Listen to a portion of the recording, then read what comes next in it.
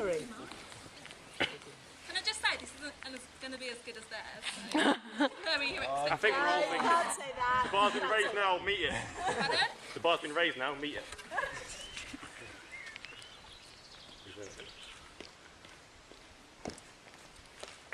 Oh, hello.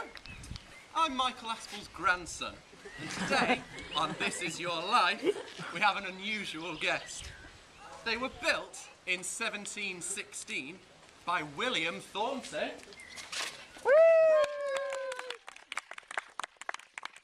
They have curious ears over the entrance to the door.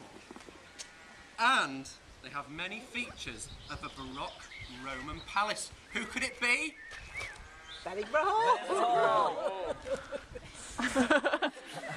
Benningborough Hall, this is your life.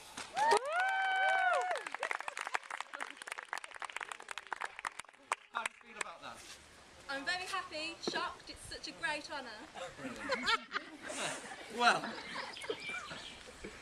let's bring out a few famous figures from your history. You're moving a bit further away from me, aren't you? First of all, let's bring out your dad, William Thornton, who built you in 1716. William, come down.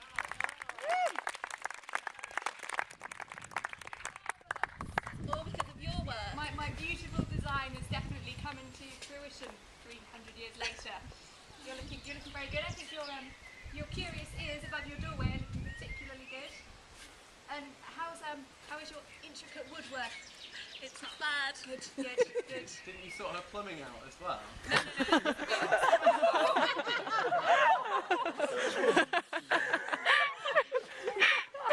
I'd just like to point out to those watching how much construction work went into this. We built her up from the foundations, and then we laid the foundations, and then we got some beautiful red brick, just like the ones behind us, and we built her up, and then we built a roof, didn't we? Just like that.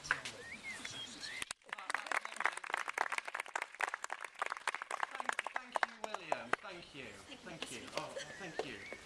Right, let's move on a few hundred years to 1890. It's Louis Dornay. Please come on down, Louis Dornay. Round of applause, everyone.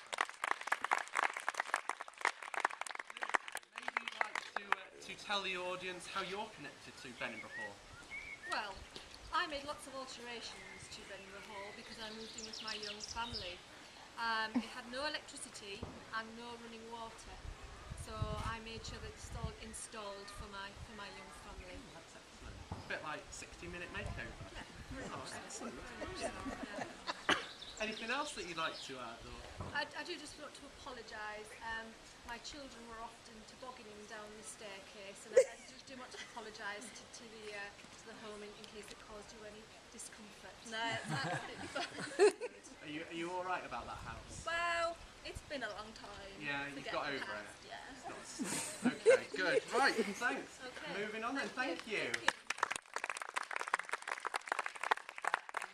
I think we all need to curtsy because it's none other than, if I can find a name, the Countess of Chesterfield, everyone. Hi. Please tell us about how you're related to the house. Well, in 1916, me and my husband, the Earl, moved in to the lovely Benningborough Hall. It was a bit drab though, so we went about redecorating, lots of lavish 18th century furniture filled in the rooms. We bought 2 beds from our stately home in Herefordshire. Thought that would help spruce it up as well. Definitely. Anything Oh, else? actually, during World War II, very kindly lent the house out to some airman bombers so they could come and stay. Do you know what? We've actually got one of those bombers with us. It's Flight Lieutenant Bob!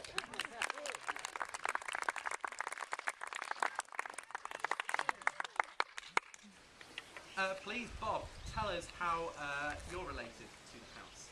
Well, as Lady Chesterfield mentioned, the bomber men located at Linton on Ouse were fortunate to be able to come and enjoy the lovely surroundings of Benningborough Hall. Really luxurious, you know, that's great if you've been out on a hard bombing mission, coming back to this fabulous, resplendent house, very opulent. A lot of the lads had, you know, never been somewhere so majestic. Oh, right. And how did it feel to have so many men staying inside you? I was having clean my bit of the wall. Lovely. Excellent. Thank you, Flight Lieutenant Bob.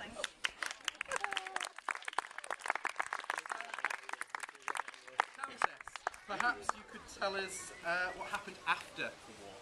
So in 1947 I moved back into the house, but by this point I was all alone. I lived here till 1957, so 10 lonely years, but it meant that me and the house could form a very intimate and special relationship. Quite a change from the men in the war then. So, anything else? Or How did you feel about that house? Well, it was a lot more calmer with just you in the house. It was very peaceful and it was very nice.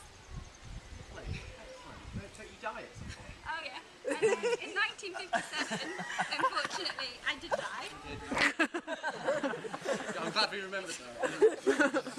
Thank you, Countess of Chesterfield. Thank you.